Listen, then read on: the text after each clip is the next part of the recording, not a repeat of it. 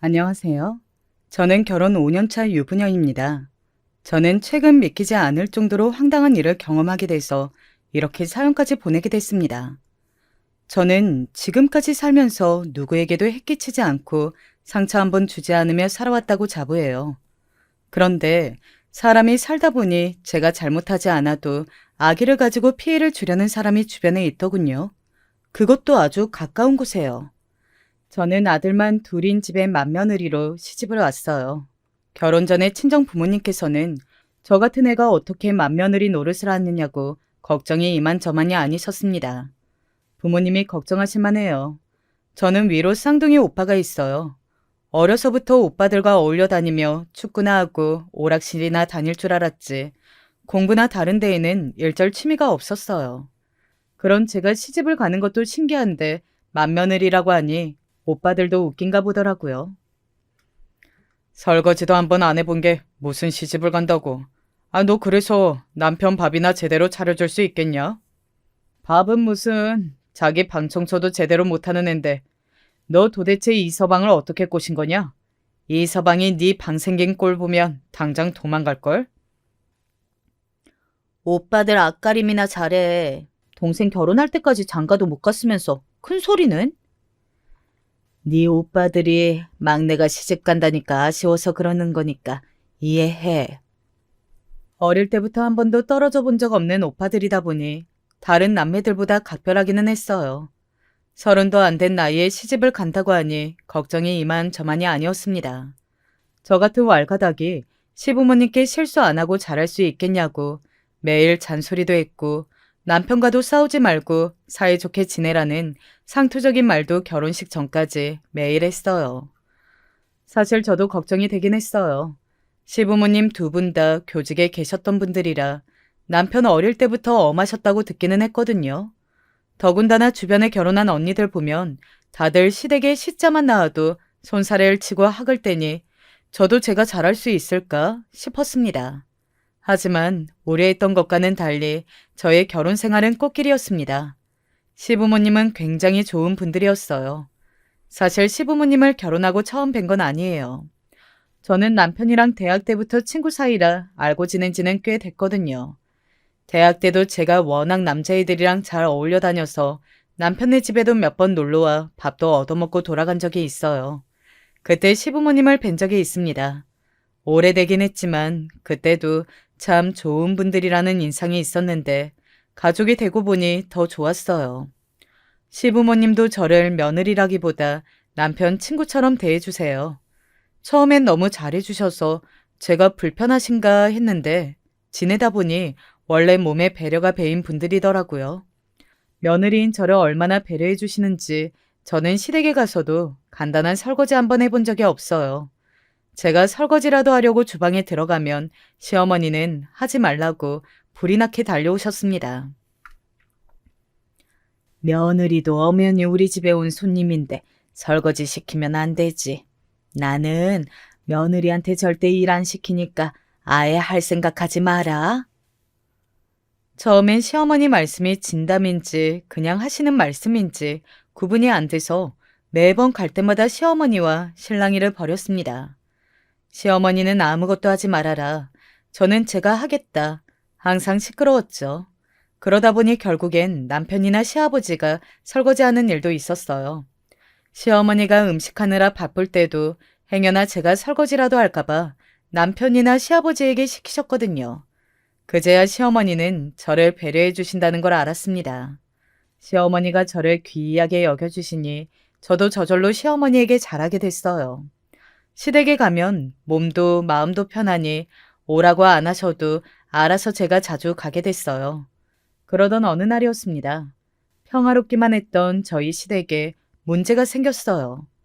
최근에 시동생이 결혼했는데 좀 특이한 동서가 들어왔어요. 동서가 처음 만났을 때부터 이상하다고 느낀 건 아니에요. 겉으로 보기에는 아주 멀쩡했거든요. 동서는 한의학의 명문 경희대를 나와 한의사로 한의원을 운영 중이었어요. 시동생은 약사예요. 시동생이 약국을 운영하는 건물에서 동서가 한의원을 하다 보니 우연히 알게 됐다고 하더라고요. 저는 동서를 처음 보았을 때부터 대단하게 보였어요. 저는 사실 서울 근교의 대학을 간신히 졸업하고 이름도 없는 작은 중소기업에서 일하거든요. 동서가 한의사라는 말을 들었을 때 저도 모르게 위축이 되긴 했습니다. 동서를 처음 만난 건 상견례 자리였어요. 동서는 누가 봐도 부잣집 외동딸 분위기를 풍겼어요. 세탁소집 장녀인 저와는 많이 달라 보였죠. 거기다가 동서는 자존감이 높아 보였어요. 자기 직업에 대한 자긍심도 높고요. 제가 사실은 의대에 가고 싶었는데 고3 때 같은 반이었던 라이벌인 애가 한의학 대학을 간다고 해서 저도 따라간 거예요. 제가 항상 2등이었고 걔가 1등이었거든요. 동서 말이 중학교 때까지는 항상 1등만 했었는데 고등학교에 들어가서 라이벌이 생겼대요. 그 친구가 경희대 한의학과를 간다길래 본인도 거기에 있었답니다. 저는 궁금해서 왜 그랬냐고 물었어요. 잘못하면 그 친구만 붙을 수도 있는데 불안하지 않았냐고요. 그런데 동서 말이 의외였습니다. 대학에 가서는 어떻게든 걔 이기고 제가 1등 하려고요. 동서의 말에 가족들 모두가 놀랐습니다. 남편은 아무리 그래도 승부욕 때문에 진로를 바꾸냐고 이해가 안 간다고 했지만 저는 동서가 멋있어 보였어요. 저 정도 열정은 있어야 한의사가 되구나 싶어서요. 그런데 상견례 자리에서 동서의 친정 부모님을 뵙고 나니 동서의 자신감이 어디서 나오는지 알겠더군요. 바로 부모님이었어요. 동서 친정 부모님이 동서에 대한 사랑이 넘치시더라고요. 우리 딸은 제가 낳긴 했지만 정말 대단해요. 이것 좀 보세요. 어릴 때부터 피아노 대회든 태권도 대회든 나가기만 하면 상을 싹쓸이 했다니까요. 동서 친정 부모님은 상견례 자리에 앨범을 가지고 나오셨더라고요. 동서가 어릴 때부터 나간 대회마다 수상한 사진이며 상장을 다 스크랩한 앨범을요. 일일이 하나하나 다 보여주시며 설명해 주셨습니다. 다재다능한 것도 대단한데 우리 딸내미는 인물도 어디 나가도 안 빠져서 어릴 때부터 데리고 나가면 연예인 시키라고 다들 난리였다니까요. 맞아요. 지금도 선 한번 보게 해달라고 주변 사람들이 아주 줄을 섰어요. 상견례 내내 입이 마르도록 딸내미 칭찬만 하시는 통에 결혼식 날짜도 못 정하고 헤어질 뻔했습니다. 그때까지만 해도 저는 동서가 부모님 사랑 듬뿍 받고 자란 똑부러진 사람이라고 생각했어요. 그래서 가족으로 지내다 보면 저도 그런 자신감은 배워야겠다 싶었죠. 그런데 동서를 상대하면 상대할수록 자신감도 좋지만 사람이 기본이 돼야 한다는 걸 알았습니다. 동서는 자기애가 너무 강한 대신 배려가 부족하더군요. 한 번은 이런 적이 있었어요. 사실 동서가 운영하는 한의원과 시동생이 운영하는 약국이 있는 건물이 시부모님이 갖고 계신 건물이에요. 시할아버지 때부터 갖고 계시던 상가를 새로 지어서 올린 건물이었죠. 그래서 건물 안에 병원이나 가게들이 오래된 곳들이 많아요. 1층에 있는 순댓국집은 옛날 상가 시절부터 있었던 식당이에요. 지금 순댓국집 사장님이 2대째이시고 사장님 아버님이 시아 할아버님과 친구 사이로 각별했다고 하더라고요. 그런데 그런 사장님에게 동서가 큰 실수를 저질렀습니다. 순댓국집 바로 위층이 동선의 한의원이에요. 한의원에 오는 손님 중 몇 명이 아래층에서 나는 돼지 냄새가 역하다고 했나 봐요. 동서가 시댁에 와서도 그 이야기를 몇 번 하기는 했어요. 건물에 어울리지도 않고 1층에 들어오자마자 있어서 음식 냄새가 건물 전체에 진동한다고요. 아버님, 그 1층에 순댓국집 오래됐는데 그만 내보내는 거 어때요? 건물에 온통 다 병원이랑 약국뿐인데 1층에 식당 있는 건 좀 지저분하잖아요. 차라리 커피숍이나 이 사람이 약국이 1층으로 가는 게 매출에도 훨씬 더 도움이 될 것 같은데. 동서의 말에 순간 정적이 흘렀습니다. 동서야 그 건물이 시부모님에게 어떤 의미가 있는지 잘 몰라서 하는 이야기였지만 다른 가족들은 다 알다 보니 말을 아꼈죠. 그때 시아버지가 좋은 말로 동서를 타일렀습니다. 바로 위층이 세약인의 한의원이라 힘들 수도 있겠지만 환자들한테 양해 구하고 할 수 없는 일이라고 이야기해. 그 가게 우리 아버지 살아 계셨을 때부터 있던 가게야. 지금 사장님 아버지 때부터 가깝게 지내던 막연한 사이고 그 가게는 나 죽을 때까지 그 자리에 있을 거니까 앞으로 그 이야기는 그만하자. 시아버지처럼 자상한 분이 그 정도로 이야기했으니 동서도 당연히 알아들었을 줄 알았어요. 그런데 동서는 저와 따로 차를 마시는 자리에서도 순댓국집 이야기를 계속했습니다. 시아버지처럼 돈도 많고 배우실 만큼 배우신 분이 왜 그런 고루한 생각을 하는지 모르겠다면서 투덜거리더군요. 저는 가만히 있으려다가 아무래도 손윗 사람으로서 그냥 듣기가 뭐해 한마디 했습니다.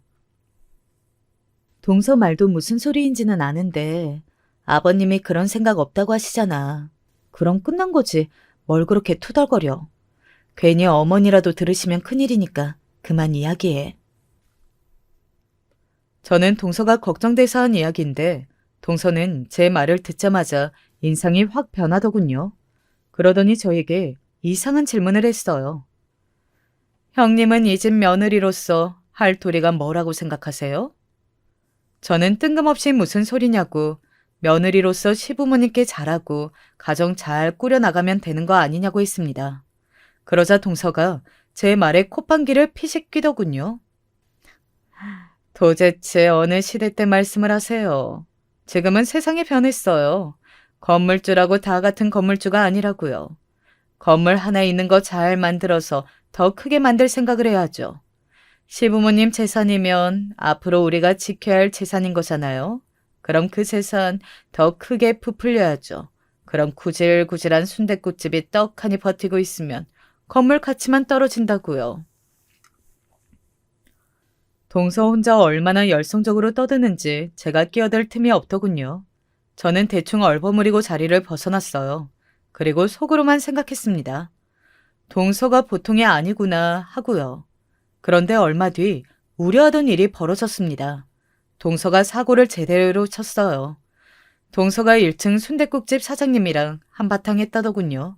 동서가 간호사들을 시켜서 순댓국 사장님께 건물 전체에 돼지 냄새가 너무 심하니 환자가 많은 시간을 피해서 육수를 미리 끓이라고 했대요. 아니면 배관 공사를 다시 할 수 없냐고요. 그 이야기를 듣고 기분이 상한 순댓국집 사장님이 한의원에 올라가신 겁니다. 순댓국집에서 돼지 냄새가 나는 게 당연하지. 한의사 양반이 무슨 자격으로 우리더러 육수를 나중에 끓여라 말아야. 이야기가 나와 말인데요. 냄새가 역해도 너무 역하니까 그렇죠? 고기를 얼마나 나쁜 걸 쓰면 그런 냄새가 나요? 뭐야? 젊은 양반이 못하는 소리가 없네. 우리 순댓국 이 동네 사람이면 다 아는 맛집이거든. 이 자리에서만 2대째 하고 있다고. 이 자리에서 2대째 할 수 있는 거야. 맛집이라서가 아니라 우리 시아버지가 예정에 사장님 봐줘서 그런 거잖아요. 아휴, 이래서 불쌍해서 사정 다 봐주면 자기가 잘난 줄 알지. 고마운 줄은 모른다니까. 오호라, 이제 보니 이거 김 사장 며느리고만. 김 사장같이 점잖은 사람이 어쩌다 이런 건방진 며느리를 봤대. 그 일로 시댁이 발칵 뒤집혔습니다. 어느 날 갑자기 시아버지께서 저희 부부와 동선의 부부를 모두 다 시댁으로 호출하셨어요. 순댓국집 사장님이 시아버지에게 연락해서 도저히 기분 나빠서 안 되겠다고 건물에서 나가겠다고 하셨답니다. 둘째, 너 순댓국집 사장님께 도대체 뭐라고 그런 거야? 너 정말 건물 미간해친다고 사장님더러 건물에서 나가라고 한 게 사실이야? 그 아저씨가 먼저 저한테 건방지다고 했다니까요. 그리고 엄연히 제 말이 틀린 것도 아니잖아요. 그 오래된 식당이 나가야 건물 가격도 오른다고요. 어허, 둘째, 너 그만해라. 똑똑한 애니 당연히 좋게 말하면 말귀를 알아들었겠거니 했더니만 네가 아주 기분이 안 됐구나. 네가 우리 건물이 얼마나 나가든지 무슨 상관이야. 우리가 너더러 건물 가격 좀 올려달라고 부탁했냐? 저도 너무 깜짝 놀랐습니다. 시아버지보다 훨씬 더 차분하신 시어머니께서 저 정도로 화를 내신 모습은 처음 봤어요. 동서도 그제야 놀라서 입을 다물더군요. 그 일로 시부모님은 곤란하셨나 봐요. 우리가 순댓국 사장님 만나서 사과하고 오는 길이니까. 둘째, 너도 다시 뵈면 꼭 정중하게 사과드려. 동서는 여전히 입술을 삐죽거리며 뭘 잘못했는지 모르는 눈치였어요. 그날 이후 시댁에서의 동서의 입지는 매우 달라졌습니다. 철딱선이 없는 귀하딘 귀한 공주님 신세가 됐죠. 그때까지도 저는 동서가 나이가 어리고 뭘 몰라서 실수한 거라고 여겼어요. 머릿속 셈이 워낙 빠른 사람이니 욕심부릴 수 있으니까요. 더군다나 제가 순댓국 사장님이랑 다투던 모습을 직접 본 것도 아니니 마음대로 판단하지 말자 싶었습니다. 그런데 동서는 생각보다 훨씬 더 개념이 없더군요. 제 앞에서도 아주 기고만장의 하늘을 찔렀어요. 한 번은 대놓고 저를 무시하다가 된통 당했습니다. 연말에 웬일로 동서에게 먼저 연락이 왔어요. 대학 동창회가 있어서 나가야 하는데 입을 만한 옷이 통 없다면서 같이 쇼핑하자고 하더군요. 시어머니도 같이요.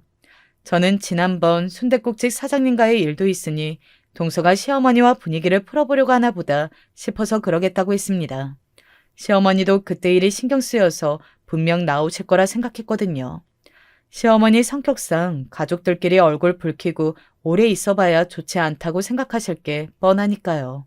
백화점에 도착하자마자 동서는 평소에 가는 매장이 있는지 바로 명품 매장으로 데리고 갔습니다. 딱 봐도 비싸 보였어요.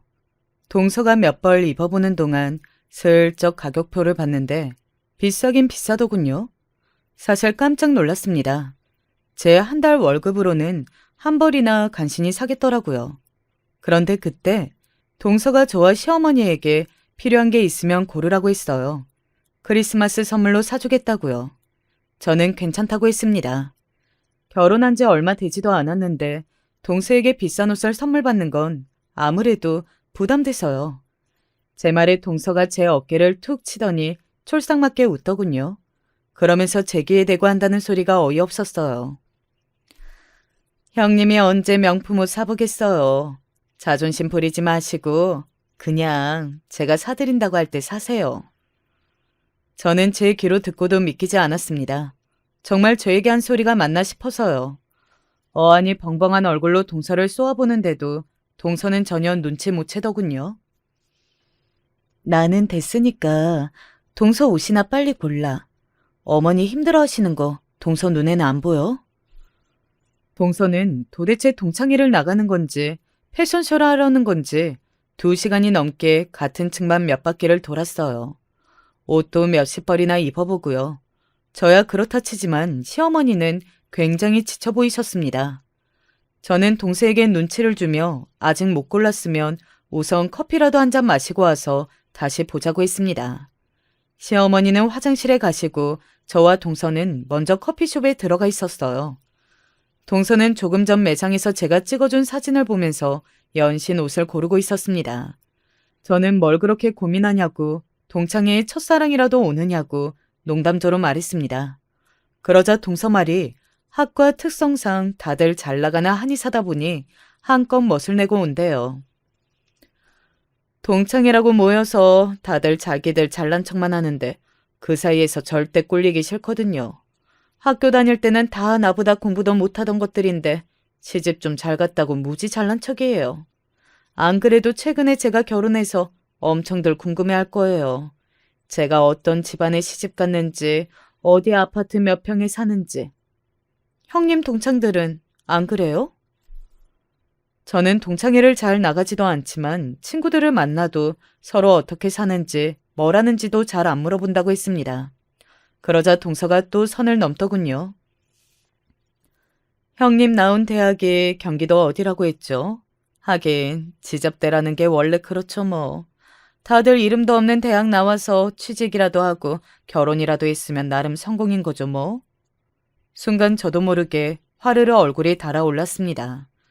전에 한번 대화 이야기가 나와서 서울 근교에 있는 대학 나왔다고 대충 이야기했는데 그걸 굳이 지잡대라고 폄하하면서 이야기하더군요. 동서, 사실 아까부터 기분 나빴었는데 어머니도 계시고 해서 내가 참았거든? 도대체 사람이 왜 그래? 정말 상대방이 기분 나쁠 거라는 거 몰라서 그러는 거야? 아니면 일부러 사람 무시하는 거야? 어머, 형님, 제 말 오해하셨나 보다.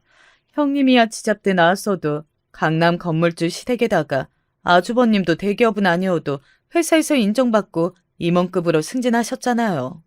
그 정도면 지잡대 친구들 사이에서 제일 성공한 거 아닌가 싶어서 이야기한 건데. 형님, 은근 자격지심 있으시네요. 동서는 참 이상한 사람입니다. 대놓고 기분 나쁜 소리를 스스럼 없이 하는데 거기서 제가 화를 내면 꼭 자격지심 있는 사람처럼 보이게 쉽게 만들어버리더군요. 요즘은 서울에 있는 대학 아니면 다 지잡대라고 하나 보지? 그때였어요. 화장실에서 돌아온 시어머니께서 저와 동서가 하는 소리를 다 들으셨나 봐요. 우리 아들도 네 형님이랑 같은 대학 동창인데 그럼 우리 아들도 지잡대 출신치고 성공한 거네. 강남 건물주 부모에다가 회사에서 임원도 됐으니까. 어머님, 제 말은 그게 아니고요.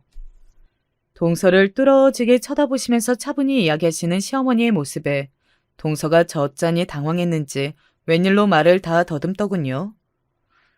둘째, 너 지난번 일도 있어서 내가 오늘은 좋게 좋게 넘어가려고 했는데 너 애가 참 경솔하구나. 명색이 배울 만큼 배웠다는 애가 어쩜 그렇게 입만 열었다 하면 실수투성이야. 앞으로 말 좀 조심해. 안 그러면 나한테 아주 된통 혼날 줄 알아. 역시 경력직은 무시 못합니다. 시어머니는 조곤조곤 동서를 혼내시는데 정말 선생님 같았어요. 저는 속이 다 후련했습니다. 제가 기분 상해서 100마디 해봐야 동서는 콧방귀도 안 낄 텐데 시어머니가 나서주셔서 다행이다 싶었죠. 동서도 시부모님 앞에서 2번이나 망신을 당했으니 더는 안 그러겠지 싶었어요. 응당 그래야 사람이고요. 그런데 동서는 생각보다 훨씬 더 구제불능이었어요. 동서는 가만 보면 참 철면피예요. 얼마 뒤 명절에 시댁에서 만났는데 백화점에서 저에게 버릇없이 굴어놓고도 사과 한마디 없이 평소처럼 형님 오셨냐면서 아무렇지 않게 굴더라고요. 거기다가 동서는 선물을 바리바리 쌓았어요. 친정에서 보내셨다면서 비싼 보리굴비에 소고기까지 양손 가득 가져왔더라고요. 이럴 줄 알았으면 저도 준비 좀 할 걸 그랬어요. 저는 오는 길에 급하게 과일 바구니 하나 사왔는데 제가 가져온 선물이 너무 초라하게 보이더라고요. 그런데 인자하신 시부모님께서는 제가 가져온 과일 바구니를 먼저 가져다가 꺼내시며 좋아하셨어요. 배나 사과보다 바구니로 이것저것 들어있으니 너무 좋다고요. 바로 옆에서 노려보고 있는 동생의 눈빛이 너무 뜨거워서 저는 제가 먼저 동생에게 뭘 이렇게 많이 사왔냐고 했습니다. 농담조로 저와 너무 비교된다고도 이야기했어요. 그제야 동서가 보자기에 들어있는 보리굴비와 소고기를 꺼내서 시부모님께 보여드리더군요. 아주 자랑스럽게요. 어머님, 아버님, 이 보리굴비가 그냥 보리굴비가 아니에요. 아버지가 직접 영광까지 내려가서 아시는 분한테 부탁해서 받아오신 거예요. 명절이면 몇 달 전부터 예약해야 받을 수 있는 건데 아버지가 특별히 사오신 거라니까요. 아이고, 이렇게 귀한 걸 어떻게 보내셨대? 근데 우리가 입맛이 영 애들 입맛이라 이 귀한 보리굴비 맛을 알고 먹을지 모르겠다. 시부모님은 보리굴비를 한 번도 먹어본 적이 없다고 하셨어요. 사실 저희 시부모님은 흔히 말하는 초딩 입맛이에요. 치킨, 피자 같은 패스트푸드를 좋아하세요. 명절에 기름 냄새 나는 음식 먹는 거 싫다고 매년 나가서 외식하거나 패스트푸드를 시켜 먹거나 하거든요. 그날도 비싼 보리굴비와 소고기도 그냥 두시고 마라탕이나 피자를 시켜 먹었어요. 후식으로는 제가 사온 과일과 아이스크림을 먹었고요. 그러자 동서가 많이 서운했나 봐요. 명절 당일 아침엔 본인이 직접 보리굴비와 소고기를 꺼내서 굽더군요. 가만 보면 동서도 대단해요. 공부도 라이벌한테 지기 싫어서 열심히 했다더니 시부모님한테까지 예쁨을 독차지하고 싶어서 부단히 노력했습니다. 동서 덕분에 아침부터 보리굴비와 소고기를 배부르게 먹었어요. 그런데 아침을 먹고 시부모님이 하신 말이 화근이 됐습니다.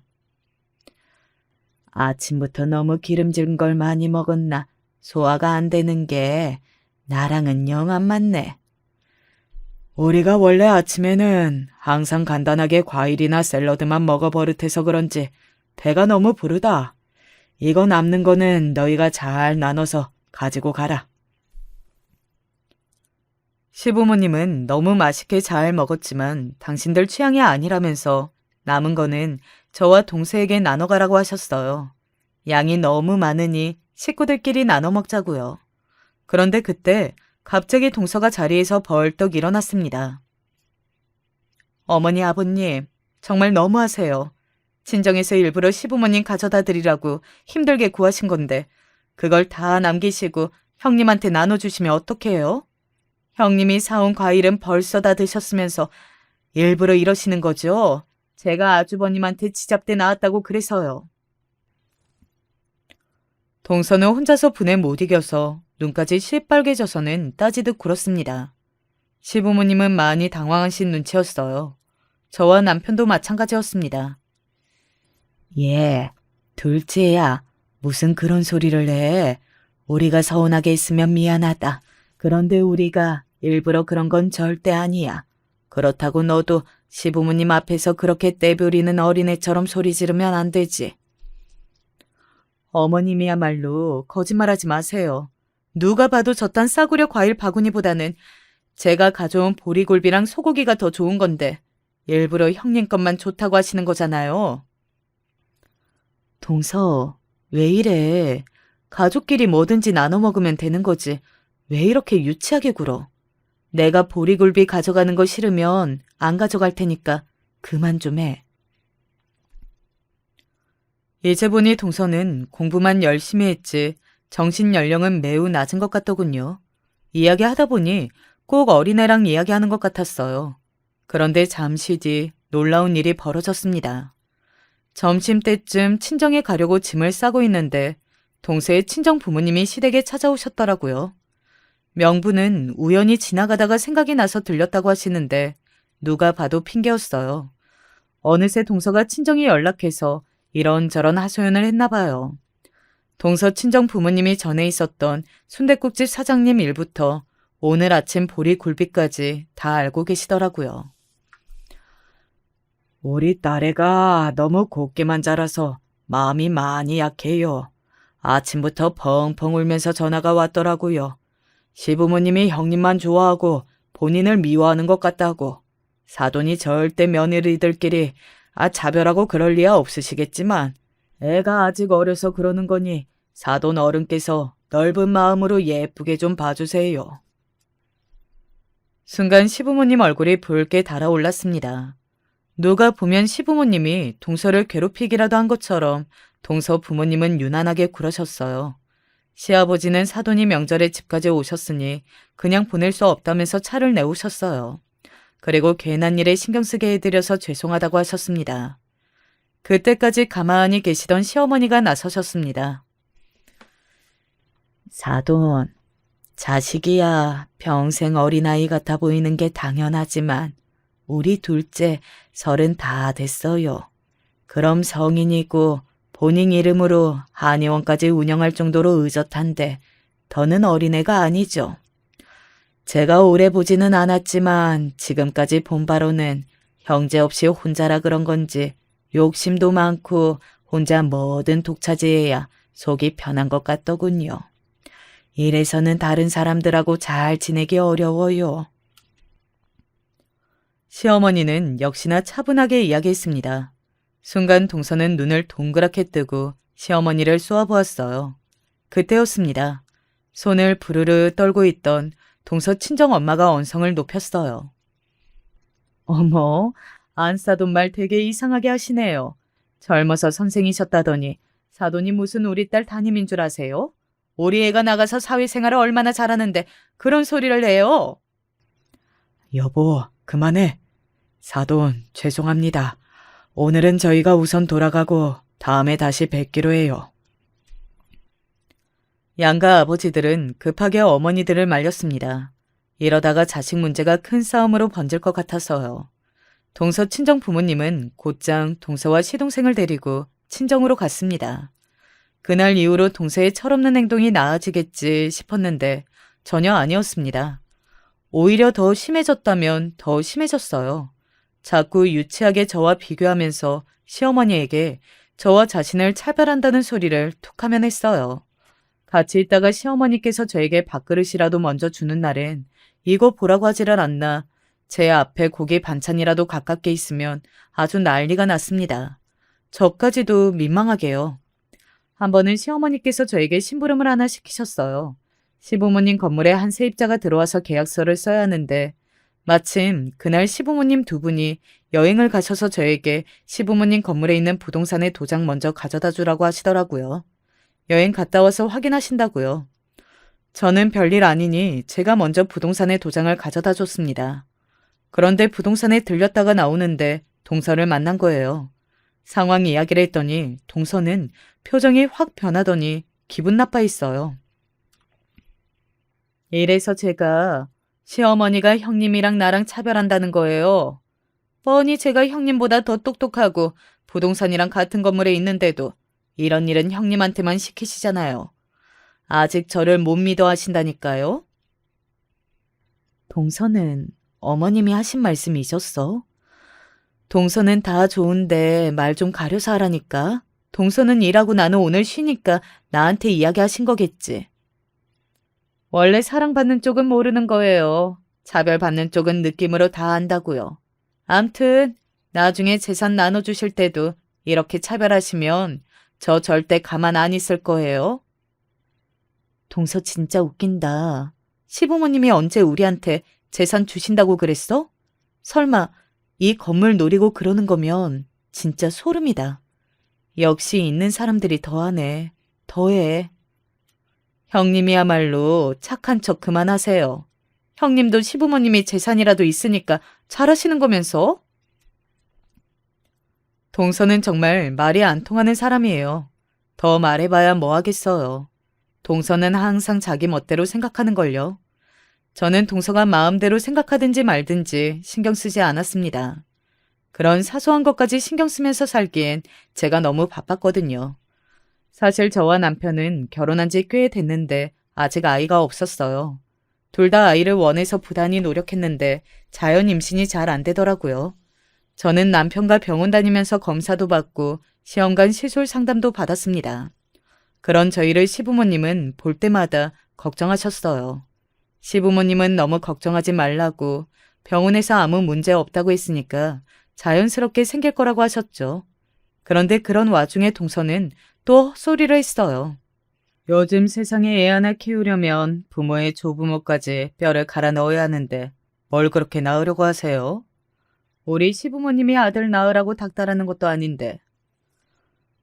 동서는 아직 아기 생각 없어? 나는 1살이라도 어릴 때 낳고 싶은데. 형님, 보기보다 모아놓은 돈 많은가 봐요? 우리나라에서 애 하나 키우려면 몇 억씩이나 든다는데. 아이고, 우리 둘째 며느리 또 시작이네. 우리 집에 누가 있니? 자식이라고는 너희 둘뿐인데 낳기만 하면 우리가 다 키워줘야지. 형님네 아기만 키워주시고 나중에 제가 아기 낳았는데 나이 들어서 못 키워준다고 하시면 안 돼요. 자기는 또 무슨 말을 그렇게 해. 됐다 됐어. 우리 둘째 며느리 아기 낳아도 내가 다 키워줄 테니까 걱정하지 말아라. 저는 동서가 무슨 말만 하면 무서워요. 하도 이상한 소리를 잘하니까요. 그나마 시아버지가 좋게 좋게 받아주셔서 그날은 잘 넘어갔습니다. 그런데 얼마 뒤 저에게 좋은 소식이 생겼어요. 시험관 시술하려고 알아보던 중에 자연 임신이 됐어요. 저와 남편은 너무 좋아서 어쩔 줄 몰랐습니다. 더군다나 더 좋은 건 쌍둥이 낳으네요. 아무래도 저희 친정 쪽에 쌍둥이가 있다 보니 유전이 됐나 보더라고요. 제 임신 소식을 들으신 시부모님은 너무 좋아하셨어요. 임신한 저희 부부를 축하해 주시겠다고 제가 좋아하는 레스토랑에 예약까지 해주셨습니다. 오랜만에 가족들이 다 모여 식사를 했어요. 밥을 사주시는 것만으로도 감사한데 시부모님께서 저를 주신다고 깜짝 선물을 사오셨더라고요. 그것도 명품 가방을요. 저는 처음 가져본 명품 가방에 너무 기분이 좋았습니다. 우리 큰며느리 워낙에 검소해서 이런 가방 잘 안 드는 거 아는데 시아버지가 너무 축하해주고 싶은 마음에 골라봤다. 어떠니? 마음에 드니? 저는 너무 좋아서 어깨에도 걸어보고 손으로도 들어보기도 했습니다. 그리고 시부모님께 너무 마음에 든다고 했어요. 그런데 그런 제 모습을 가만히 지켜보기만 할 동서가 아니었습니다. 아버님, 요즘 젊은 사람들은 루이비통보다 샤넬이나 디올을 더 좋아해요. 나중에 제가 임신하면 꼭 샤넬로 사주세요. 동서의 철딱서니 없는 소리에도 시아버지는 허허 웃으시며 디올이든 샤넬이든 다 사줄 테니 임신만 하라고 했습니다. 그런데 그때 시어머니께서 그 모습이 마음에 안 드셨는지 한마디 하셨어요. 둘째 너는 옷방에 명품이 아주 잔뜩 있던데 가방은 또 무슨 가방이야. 그리고 너는 너희 남편한테 애 가질 생각 없다고 했다면서. 자기는 마마보이도 아니고 그걸 또 고세 엄마한테 가서 일러 바쳤어. 알고 보니 최근에 동서가 시동생한테 아이 가질 생각이 없다고 딩크족으로 살자고 했나 보더라고요. 그 일로 시동생이 힘들어하면서 시어머니에게 상의했나 보더라고요. 어머의 말하는 것 좀 봐. 너야말로 그런 중요한 일은 결혼 전에 남편이랑 상의했어야지. 우리 아들은 애 꼭 낳고 싶어 하는데 네 마음대로 정하면 어떡하니? 어머니처럼 잘 흥분하지도 않는 분이 내내 벼르고 계셨는지 얼굴이 빨개져서 이야기하시더라고요. 하지만 그 정도로 기죽을 동서가 아니었습니다. 어머님은 무슨 제가 사기 결혼이라도 한 것처럼 그러시네요. 저도 결혼 전에는 애 낳고 싶었어요. 그런데 최근에 생각이 바뀐 거라고요. 그리고 아기 낳는 건 부부가 알아서 할 일이지 시어머니가 참견하실 일은 아니라고요. 동서는 정말 말 한마디도 지지를 않았습니다.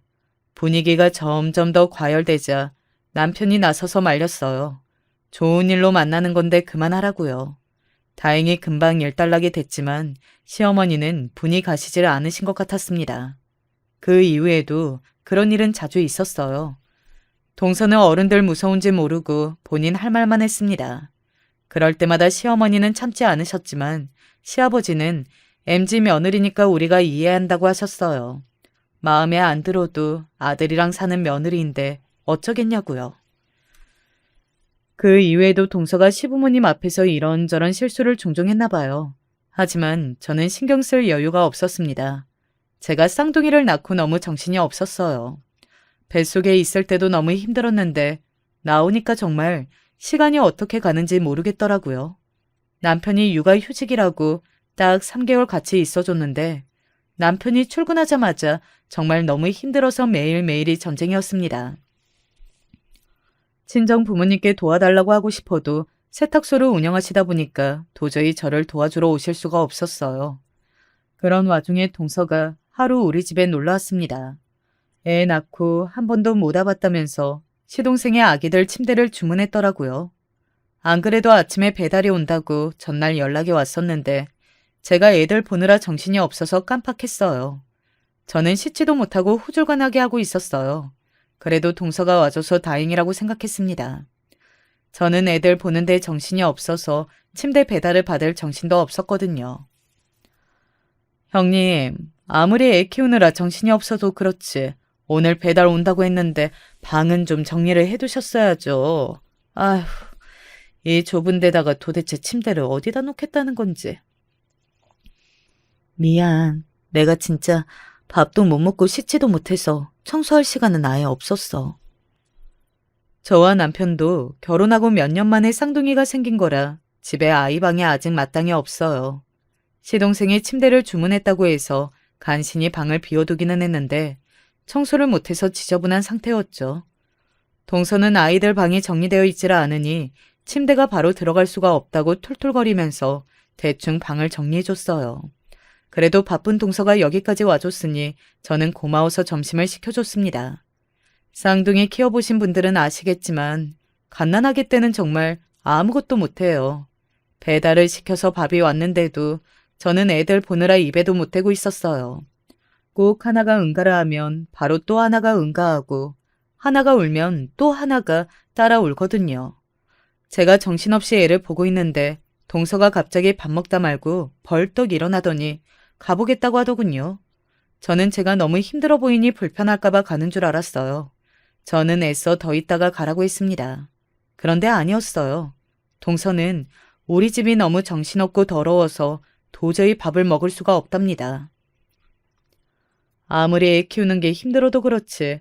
애들 잘 때 청소도 좀 하고 형님도 씻으셔야죠. 아휴, 애들이 누굴 닮아 이렇게 극성 맞아요? 너무 울어대니까 머리가 아파서 도저히 앉아있을 수가 없네요. 전 그만 가볼게요. 침대 잘 쓰세요, 형님. 동서는 그냥 그대로 뒤도 안 돌아보고 가버리는데 저도 모르게 정말 눈물이 주룩주룩 나더군요. 정말 서러워서 한동안 아무것도 할 수가 없었어요. 그날 남편이 퇴근하고 오자마자 쌍둥이를 맡겨놓고 대청소를 했어요. 동서가 아직 아이가 없어서 몰라서 하는 소리라는 건 알지만 동서가 보기엔 우리 집이 얼마나 지저분하고 정신없었으면 그렇게까지 말하고 가버렸을까 싶어서요. 남편은 개념 없는 동서가 말실수한 거라고 했지만 저는 위로가 되지 않았습니다. 저도 쌍둥이도 잘 키우고 집안일도 깨끗하게 하는 완벽한 엄마가 되고 싶었거든요. 그래도 사람이 참 죽으라는 법은 없습니다. 시어머니가 몇 번 아이들을 봐주러 오셨다가 제가 혼자 고생하고 있다는 사실을 아시고는 저를 도와주기로 하셨어요. 시어머니가 매일 며느리 집에 오면 며느리들이 불편해한다고들 해서 고민했었는데 아무래도 이건 아닌 것 같다. 그네, 너 밥도 못 먹고 잠도 제대로 못 자는데 도저히 그냥 두고 못 가겠어. 저는 진심으로 감사해서 저도 모르게 시어머니를 와라 껴안았습니다. 그리고 말씀드렸어요. 저는 시어머니가 매일 와도 하나도 안 불편하다고요. 그렇게 해서 바로 다음 날부터 시어머니가 와서 육아를 도와주셨어요. 남편이 오기 전까지 계시다가 저녁까지 차려주시고 가셨어요. 저는 정말 복이 많은 며느리예요. 세상에 친정엄마도 해주기 힘든 일을 시어머니가 해주셨으니까요. 그런데 예상치 못한 복병이 있었습니다. 글쎄, 동서가 시어머니께서 우리 집에 애 봐주러 오시는 것까지 셈이 났나 봐요. 어느 날이었어요. 그날은 주말이었는데 남편이 회사에 급한 일이 생겨서 갑자기 출근했습니다. 주말을 어떻게 혼자 버티나 했는데 감사하게도 시부모님께서 집에 와주셨습니다. 주말인데 집에만 있으면 뭐하냐고 가까운 데라도 구경 갔다 오자고 김밥을 싸우셨더라고요. 저는 오랜만에 시부모님이랑 나들이를 갔습니다. 쌍둥이들은 유모차에 재워두고 공원에 돗자리 펴고 쉬고 있었어요. 아기 낳기 전에는 참 별거 아닌 일이었는데 오랜만에 바람을 쐬니 너무 좋더군요. 그런데 그때 시어머니 핸드폰이 울렸어요. 동서더라고요. 시동생이 친구들이랑 골프 치러 가서 심심하다면서 쇼핑 가자고 연락이 왔더라고요. 둘째야, 우리 지금 큰애랑 쌍둥이랑 같이 근처 공원에 나와 있는데 너도 올래? 어머, 평일에 봐주시는 것도 모자라서 주말까지 가신 거예요? 형님도 정말 너무하시네요. 어머님, 너무 힘드시겠어요. 저는 애들 우는 소리 잠깐 들어도 힘들던데 괜찮으세요? 오늘은 아버님 계시니까 어머님이라도 나오세요. 제가 맛있는 거 사드릴게요. 동서는 어머님만이라도 나오시라고 했어요. 같이 쇼핑도 하고 맛있는 것도 먹자고요. 제가 옆에서 듣는데 너무 민망하고 시부모님께 죄송해서 저는 괜찮으니 두 분 다 동서랑 좋은 시간 보내시라고 했어요. 어차피 쌍둥이들 데리고 나가는 건 꿈도 못 꾸니까요. 그런데 시부모님은 괜찮으시다면서 동서에게 다음에 보자고 하셨어요. 둘째야, 네 마음은 고마운데 큰 며느리 고생하는 것 뻔히 다 알면서 한 식구끼리 우리가 어떻게 가겠어. 쇼핑은 다음에 가자. 둘째 너도 좋은 시간 보내렴. 시부모님은 동서의 제안을 거절하고 남편이 퇴근하고 올 때까지 저와 함께 있어 주셨어요. 저는 감사하면서도 너무 죄송했어요. 저녁이라도 사드리려고 했는데 저녁까지 시부모님이 사주시고 가셨습니다. 그런데 며칠 뒤 말도 안 되는 일이 벌어졌어요. 평일날 아침에 웬일로 동서가 집에 왔더라고요. 시어머니도 오기 전이었으니 이른 시간이었죠. 동서가 웬 박스를 들고 오더니 저를 생각해서 가져왔다고 하더라고요. 저번에 어머님께서 한 식구끼리 챙겨야 한다고 하시는데 제가 너무 죄송하더라고요. 명색이 동서가 한의사인데 제가 너무 무지했어요. 이거 산모들한테 좋은 것만 넣어서 만든 거예요. 요즘 보니까 형님 얼굴도 많이 붓는 것 같던데 다이어트 성분도 넣었으니까 잘 챙겨 드세요. 제가 특별히 신경 써서 만든 거니까. 웬일로 동서가 기특한 생각을 다 했더라고요. 안 그래도 쌍둥이 낳고 체력이 많이 떨어졌었는데 제야 한약을 해왔더군요. 거기다가 다이어트까지 되는 약으로요. 고마워서 차라도 한 잔 내오려고 하는데 그 자리에서 동서가 한약을 하나 꺼내서 주더라고요. 빈속에 먹어도 좋은 거라고요. 동서 성의가 있으니 바로 먹으려고 받아들였습니다. 한약을 한 입 꿀꺽 삼키려는데 그때였어요. 현관문이 열리는 소리가 급하게 들리더니 시어머니가 달려 들어오셨어요. 안 돼. 며느라. 빨리 토해내 당장. 시어머니가 제게 돌진해 달려오시더니 제 손에 들려있던 한약을 뺏어서 던져버리셨어요. 그러고는 한약 박스를 동서 얼굴에 던져버렸습니다. 어머니, 지금 뭐 하시는 거예요? 노막 나셨어요? 뭐야? 너야말로 정말 정신이 나갔니? 어떻게 한의사라는 애가 이딴 짓을 해? 그 점잖은 시어머니께서 동서의 머리끄덩이를 잡고 흔드셨습니다. 저는 도대체 무슨 일인가 싶었죠. 그런데 알고 보니 정말 기가 막혔어요. 시어머님이 주말에 공원에서 동서 제안을 거절한 게 마음이 쓰이셨는지 집에 오기 전에 커피랑 빵을 사서 동서 한의원에 들렀나 봐요. 간호사들하고 나눠 먹으라고요. 그런데 간호사 말이 동서가 형님 줄 한약을 조제했다면서 바로 갖다 주러 간다고 했다더군요. 선생님 형님께서 당뇨도 있고 염증이 많다고 하신다고 계피를 엄청 많이 쓰셔서 아직도 약재실에서 계피향이 진동한다니까요. 사실 당뇨는 식이요법이 제일 중요한데. 당뇨요? 우리 며느리 당뇨 없는데? 얼마 전에 쌍둥이 임신하고 나을 때까지 당뇨 검사 다 통과했었어요. 근데 당뇨는 무슨... 어머, 최근에 출산하셨다고요? 그럼 계피는 절대 안 되는데? 선생님이 그걸 모를 리도 없는데 왜 계피를 쓰셨지? 순간 시어머니는 뒷목이 쎄하면서 소름이 온몸에 돋아났답니다. 시어머니는 곧바로 동서가 조제해서 간 약이 최근에 출산하거나 수유하는 사람이 먹어도 되는 약이냐고 물었대요. 제가 쌍둥이 수유하고 있으니까요. 곧바로 간호사가 확인했는데 간호사들 말이 임산부도 안 되지만 수유하는 산모는 절대 안 된다고 했답니다. 그 약을 먹은 산모가 아이에게 수유하면 자칫 아이 간 기능에 무리가 올 수 있다고 해서 잘 권하지 않은 약재들이라고요. 그 소리를 듣자마자 시어머니가 집에 달려오신 거예요. 오시면서 저에게 계속 전화를 했는데 동서랑 이야기하느라 전화도 받지 못했거든요. 정말 다시 생각해도 너무 끔찍합니다. 너 첫째가 먹으면 안 되는 거 알면서 설마 일부러 이따위로 만들어서 가져온 거니? 정말 그런 거야? 어머님 지금 무슨 소리를 하시는 거예요? 제가 한의사인데 설마 형님 잘못되는 약을 해왔겠어요? 어머님, 제가 미우면 그냥 밉다고 하세요. 왜 괜한 사람을 모함하세요? 내가 간호사들한테 다 들었어. 네가 일부러 산모는 먹으면 안 되는 한약재 다 섞어서 넣었다며. 둘째 너 정말 안 되겠다. 내가 분명히 경고했지. 한 번만 더 이러면 가만 안 두겠다고. 그때까지도 동서는 절대 일부러 그런 게 아니라면서 딱 잡아댔어요. 시어머니는 도저히 참을 수 없으시다면서 바로 경찰에 신고했습니다. 의료법 위반으로요. 잠시 뒤 경찰과 조사원이 함께 와서 동서를 데리고 한의원으로 갔습니다. 저에게 먹으라며 가지고 온 한약까지 다 수거해 갔어요. 이게 다 어머님 때문이에요. 어머님이 저랑 형님이랑 자꾸 차별하셔서 저도 모르게 그런 거라고요. 동서는 끝까지 남 탓을 하며 본인은 잘못한 게 없다면서 오히려 이 상황을 억울해했어요. 저는 시어머니에게 이야기를 다 듣고도 너무 놀라서 이 상황을 믿을 수가 없었습니다. 아무리 질투심 때문에 그랬다고 해도 동서가 저를 그 정도로 미워하는 줄은 정말 꿈에도 몰랐거든요.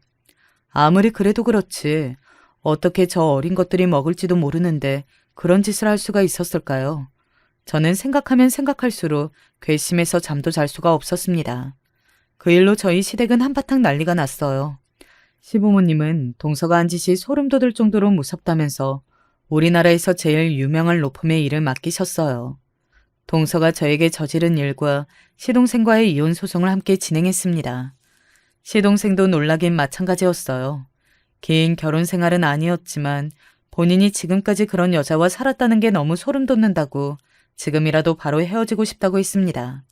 얼마 뒤에 동서는 쇠고랑을 찼어요. 사실 저에게 쓴 약재가 문제도 문제이긴 했지만 그걸 가지고만은 크게 벌을 받지는 않을 거라네요. 동서가 일부러 그런 게 아니라고 혐의를 부정하고 있었어요. 단지 환자 진맥도 하지 않고 마음대로 처방을 내려서 조제한 게 중재라면 중재라네요. 물론 소송을 해봐야 알겠지만 의료법 위반 정도로 벌금량이 나올 거라네요.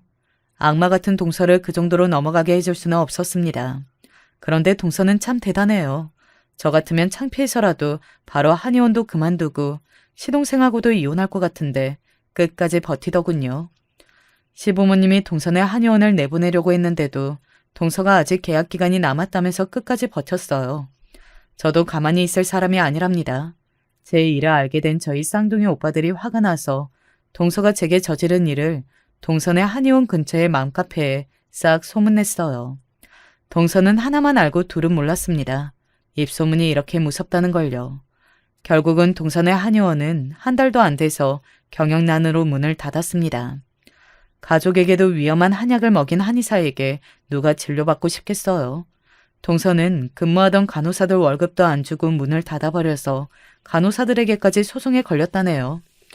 물론 동선의 잘난 친정 부모님이 다 알아서 해결해 주겠지만 그래도 제 억울한 마음이 조금은 풀리는 것 같았습니다. 그 일 이후로 시부모님은 저에게 계속 미안해하세요. 시동생도 마찬가지고요. 하지만 저는 그렇게 생각하지 않습니다. 오히려 시부모님이 계셔서 지금까지 있었던 힘든 일들을 다 위로받고 극복하면서 살 수 있었으니까요. 저는 오히려 시부모님께 고마웠습니다. 얼마 전에 동서와 시동생이 이혼 확정이 나서 시댁 식구들과 쌍둥이와 함께 이혼 파티를 했어요. 저희는 함께 위기를 겪고 나니 더 끈끈해졌습니다. 지금은 식구들 모두 아주 잘 지내고 있어요. 여전히 시부모님과 함께 쌍둥이를 키우면서요. 지금까지 저의 이야기를 들어주셔서 감사합니다. 여러분의 가정에는 항상 좋은 일만 있으시길 바라겠습니다. 안녕하세요. 저는 60대 여성입니다. 요즘 들어 심심해서 사연 유튜브 보고 있는데 저도 참 기구하게 살아온 인생이라 제 이야기도 한번 들려드려보고 싶었어요. 전 어렵게 태어났고 어렵게 살아온 사람입니다. 보통 사람들이 제 인생을 들으면 정말 기구하구나 하면서 동정의 눈길을 보낼 정도로 말이죠. 워낙 가난한 집에서 태어났고 힘들게 컸어요. 저희 집은 시골이었고 무려 9남매가 태어났습니다. 하지만 위생이라든가 여러 가지 형편이 좋지 않아 남매들 중 5명이 죽어버렸죠. 그것도 아주 어린 시절에 죽었어요. 그 시절 시골에서 가난한 집에서는 출산 직후 아이의 관리가 제대로 되지 않는 경우가 많았기에 그렇게 영유아기의 아이들이 죽는 일이 흔했답니다. 워낙 시골이라 병원에 가는 건 꿈도 못 꿨으니까요. 그래서 정말 힘들게 커왔어요.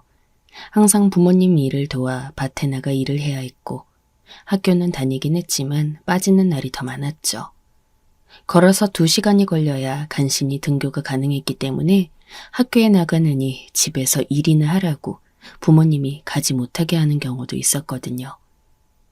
비가 오거나 하면 학교에 못 가는 건 너무 당연했고요. 그래서 저는 중졸이에요.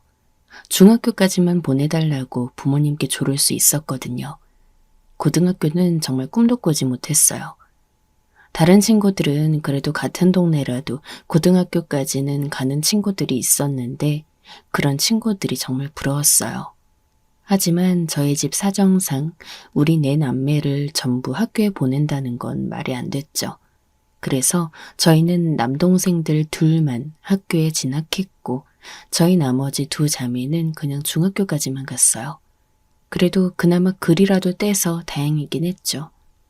그런데 얼마 안 있어 어머니가 돌아가셨고 아버지는 술과 도박에 빠져서 곧 저희 식구는 뿔뿔이 흩어지게 되었어요. 아직 어렸던 동생들은 모두 친척집에 맡겨졌지만 저는 이미 10대 후반이었기 때문에 어느 친척집에서도 저를 머무르라고 해주지 않았죠. 전 서러웠지만 별 수 없이 도시로 나올 수밖에 없었어요. 그래도 다른 친척 한 분이 도시에서 공장 일을 알아봐 주셔서 그 일을 하려고 시골을 벗어나 밖으로 나왔죠. 그런데 생각보다 도시 생활은 적응이 빨랐어요. 저도 어렸기 때문에 예상보다 도시의 복잡함이 싫지 않더라고요. 그래도 공장이 서울에 있었기 때문에 사람도 많았고 번화가도 근처에 있었어요. 사실 저는 부모님 댁에 살 때도 동생들과 사이가 안 좋았고 부모님도 언제나 저를 혼내기만 했거든요. 그래서 혼자 살기 시작한 생활이 싫지 않았어요. 공장에 성실히 다니니 그래도 돈은 조금씩이라도 벌 수 있었고 기숙사 생활을 했기 때문에 그래도 돈은 조금씩 모였죠. 어려운 생활이었고 전 어린 아이였지만 그래도 공장 사장님이나 주변 분들이 좋은 분들이 많이 계셔서 살아날 수가 있었어요. 공장에서 저는 같은 기숙사에 사는 동료 직원과 만나 연애하고 결혼을 했어요. 사실 연애하면서 결혼까지 할 생각은 없었는데 아이가 들어서 버려서 결혼을 급하게 서두르게 됐죠. 제 남편은 그리 좋은 사람은 아니었어요. 전 그래도 부모님 슬하에서 컸지만 남편은 부모님이 없던 고아 출신이었죠. 그래서 시집살이라든가 그런 부분은 피할 수 있었는데 그만큼 남편이 가정생활에 대해 모르는 것이 많았어요. 결혼 후에도 남편은 계속해서 혼자 살 때처럼 살려들었고 전 그 때문에 많은 고통을 받았죠. 남편은 술을 참 좋아했는데 결혼 후에는 그래도 집에 사람이 있으니까 들어와서 같이 있는 게 당연하잖아요. 특히 신혼 땐 말이죠. 하지만 남편은 그런 게 전혀 없었어요. 오늘도 술 마시고 들어온다고요? 알잖아. 우리 팀 다들 술 마시는 거 좋아해. 아니, 그래도 일주일 내내 술 마셨는데 오늘은 일찍 들어오면 안 돼요? 내가 왜? 나랑 저녁 좀 먹어요. 나 혼자서 밥 먹으면 너무 외롭단 말이에요. 아니, 당신 원래도 계속 혼자 밥 먹었을 거 아니야. 왜 갑자기 외롭대? 결혼했잖아요. 나 남편 있는데 왜 혼자 먹어야 해요? 못 먹을 건 또 뭐야? 결혼이 뭐라고 내가 술 먹는 걸 줄여야 돼? 남편은 이렇게 아예 이해를 못했어요. 결혼했다고 해서 자기가 행동에 제약을 받아야 한다는 사실 자체를 몰랐죠. 가정을 이룬다는 것도 생각지 않았고 그저 자기가 원래 살던 대로 살고 싶다고 했어요. 만약 제가 임신하지 않았다면 절대 결혼하지 않았을 사람이기도 했죠. 그래서 저는 결혼 후에도 마치 혼자 살 때처럼 살았어요. 아침에 일어나도 남편은 새벽에 나가서 없었고 제가 일어나서 아침을 차려주려 해도 거부했죠. 남편은 새벽에 나가 반주를 곁들이면서 공장 식당에서 아침밥 먹는 걸 좋아했거든요. 집에서는 제가 뭐라고 잔소리를 하니까 그조차도 듣기 싫었던 거예요. 공장에서는 기숙사에 사는 사람들을 위해 새벽부터 식당을 열어줬으니까요. 저희는 당시 결혼해서 기숙사에서 나와 월세집으로 들어간 상태였고요. 밤엔 당연히 밤 늦게까지 술을 마시다 들어왔죠.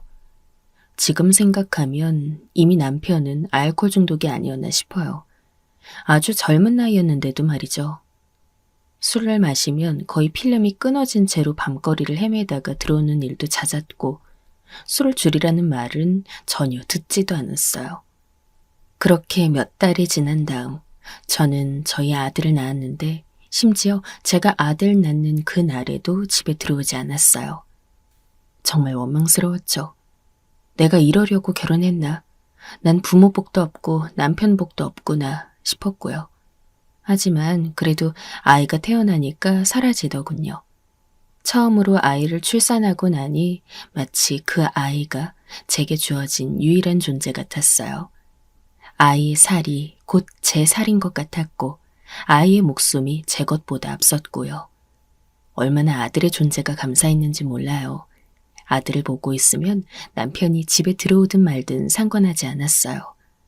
남편보다 아들이 비교할 수 없을 정도로 소중한 존재였으니까요. 아들 키우는 동안은 그 재미에 생활이 어떻게 흘러가는지도 몰랐어요.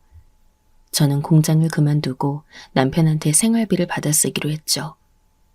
그래도 남편은 아이가 태어나고 나니 돈은 제대로 가져와야겠다는 생각이 들었는지 돈은 꼬박꼬박 가져왔어요.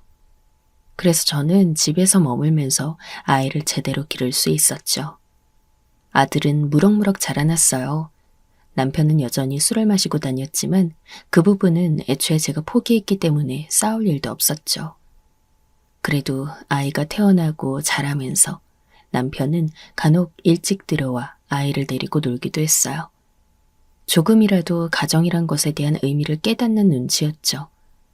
저하고는 그 사이에 점점 사이가 벌어져 굉장히 대면대면해지긴 했지만요. 그러던 어느 날이었어요. 아이가 6살쯤 되었을 시기였죠. 그때 저희는 단독으로 된 1층 아주 작은 집에 살고 있었어요. 슬레이트 지붕을 인 낡고 낡은 집이었죠. 하지만 그래도 돈을 모아 처음으로 자가로 산 집이어서 애착이 무척 컸어요. 그날 남편은 일하러 나갔고 전 집에서 일하고 있었어요. 아이가 먹을 식사를 만들고 있었죠. 지금도 기억나네요. 한쪽 가스레인지에서는 밥을 하고 한쪽에선 국을 끓이고 있었어요. 슴슴한 된장국이었죠. 아이는 마루에서 놀고 있었고요. 그런데 그날따라 은행에 가서 돈을 넣고 와야 하는 일이 있는데 까맣게 잊고 있었던 거예요. 어머나, 내 정신 좀 봐. 전 아이한테 마루에서 꼭 놀고 있으라고 당부하고 얼른 바깥으로 나왔어요. 당시에는 폰뱅킹이니 인터넷 뱅킹이니 그런 건 아예 없던 시절이라 꼭 은행에 가야만 모든 금융 일처리가 가능했잖아요. 그래서 더 급하게 나갈 수밖에 없었죠. 돈을 넣지 않으면 가상금도 붙고 하니까요.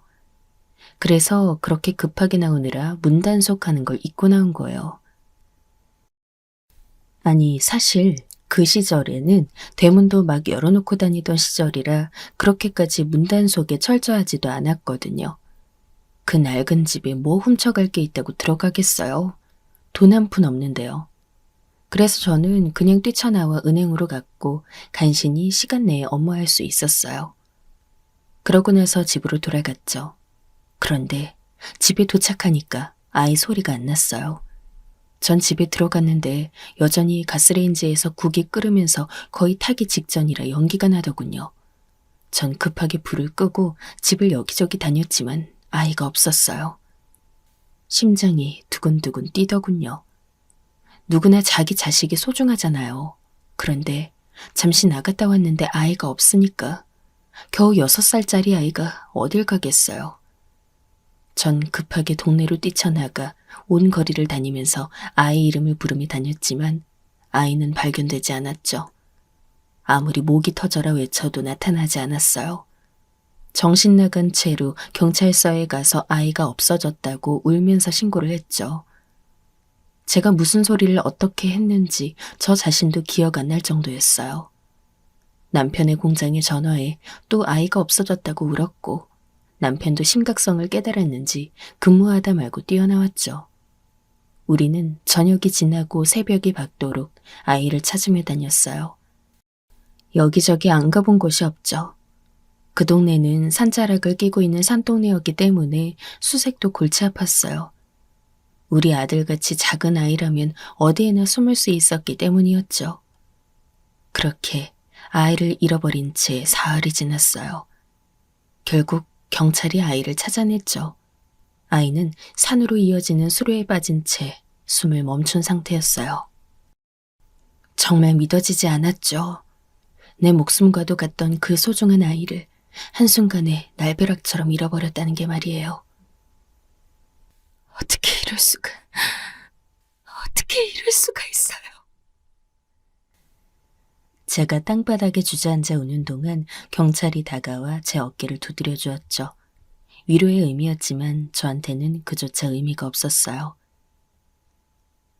아마 문이 안 잠겨 있어서 아드님이 밖으로 나가 돌아다니다가 수로에 발을 빠뜨린 것 같습니다. 타살의 흔적은 없습니다. 그럴 리가요. 저희가 면밀하게 조사해본 결과입니다. 죄송합니다, 어머님. 저는 숨이 끊어질 것처럼 울었어요. 남편은 얼굴이 납색이 되어 있었죠. 사실 제가 오늘의 정신이 없어서 남편에게 신경조차 쓰지 못했어요. 남편과 저는 그 이후 거의 몇 달간 서로 마치 존재하지 않는 사람처럼 살았어요. 아들이 죽은 이후 장례식을 치르고 나자 저는 정말 살 의지가 사라져 있었죠. 그렇게 몇 달을 사는 사이 남편은 저에게 그러더군요. 우리 이제 그만 살까? 무슨 뜻이에요? 저는 초점이 잘 맞지 않는 눈으로 남편을 바라보았어요. 그때는 아무런 삶의 의지도 없었기 때문에 남편이 뭐라 하든 별다른 감흥도 잃지 않았거든요. 이혼하자. 더 있어봤자 의미 없을 것 같아. 남편도 힘 빠진 말투로 말하더군요. 아마 남편으로선 제일 좋은 선택이었을 거예요. 우리 부부 사이의 유일한 끈은 아들이었는데 그 아들을 아내의 실수로 잃었으니까요. 아마 남편 입장에선 이혼하는 게 적당한 길이었겠죠. 저와 있으면 잃은 아들만 생각났을 테니까요. 그래서 저희는 결국 이혼했고 남편은 그 길로 집에서 나가버렸어요. 저는 홀로 남은 집에서 아들 그리면서 멍하니 시간을 보냈죠. 아들을 마지막으로 봤던 집안에서 끓던 된장국 냄새가 코끝에 맴돌았어요. 아들이 해맑게 웃으면서 저한테 알았다고 고개를 끄덕이던 모습. 아무리 그래도 문만 잠그고 나갔다면 이런 일은 없었을 텐데 끝없이 자책이 되었죠. 멍한 상태로 있던 어느 날 밖에서 대문을 두드리는 소리가 들려왔어요. 저는 정신이 없는 중에도 누군가 싶어 비틀거리면서 바깥으로 나갔죠. 그랬더니 거기 서 있는 건 옆집 사는 남자애였어요. 딱 저희 아들과 또래라 오며 가며 인사를 하고 말도 몇 마디 나눴던 아이였죠. 아줌마, 저희 할머니가 이거 갖다 드리래요. 뭔데? 밥이랑 국이에요. 못 드시고 계실 거라고. 아이는 망설이며 저에게 쟁반을 내밀었어요. 그 집은 할머니와 손자만 사는 집이었어요. 거의 쓰러질 듯 작은 집에 저희보다 더 사정이 안 좋은 집이었죠. 그런 집에 뭘 얻어먹다니 정말 민폐가 아닐 수 없었어요. 저는 그 아이를 내려다보면서 나이가 우리 아들과 같은 그 소년의 얼굴에 아들의 얼굴이 겹쳐져 보였어요. 너무 슬프더군요. 저는 아이 앞에 쪼그려 앉아 결국 울기 시작했어요. 아이는 당황해서 어쩔 줄 몰라 하다가 쟁반을 조심스레 옆에 놓고서 저를 위로하기 시작했죠. 당황하고 어설픈 작은 손이 제 손과 팔을 잡은 채 쩔쩔매는 게 느껴졌어요. 그 작은 손과 체온이 얼마나 고맙고 가슴이 찢어지도록 슬펐는지 몰라요. 저는 그 고사리 같은 손을 잡고서 아줌마 괜찮다고, 너무 걱정하지 말라고 반복적으로 말했죠. 그와 상관없이 울음은 그치지 않았지만요. 아줌마, 울지 마세요. 울지 마세요. 아이는 워낙 착한 애라 제가 울자 저도 같이 울기 시작하더군요. 저는 아이를 끌어안고 한도 끝도 없이 울었어요. 아들이 죽은 이후 너무 슬퍼서 제대로 눈물도 흘리지 못했는데 그날 정말 죽기 직전까지 울었던 것 같아요. 그 후 저는 아이의 손을 잡고 옆집으로 가서 그 집 할머니께 인사를 드렸어요. 할머님은 제가 너무 걱정되었다면서 손을 잡아주셨죠. 저는 가족과 연이 끊기고 모두 뿔뿔이 흩어진 상황이라 그 체온이 너무 감사했어요. 그 이후로 옆집에 자주 다니면서 그 집 일을 도와드리고 식사도 같이 했어요. 그런데 사정을 알고 보니 그 아이도 참 딱하더군요. 엄마 아빠가 아이를 버리다시피 하고서 떠나버린 상황이었어요. 할머니가 맡아서 여태까지 기르고 있는데 아이는 엄마 아빠가 언제 돌아올지 모르겠다면서도 기대하는 눈치였죠. 할머니 혼자 몸으로 아이를 기르니 얼마나 여유가 없으시겠어요. 아이는 겨울이 되어도 따뜻한 옷 한 벌을 못해 입고 벌벌 떨고 있었죠. 저는 그 아이가 너무 안쓰러워서 아무래도 제가 그 아이를 돌봐야겠다고 생각했어요.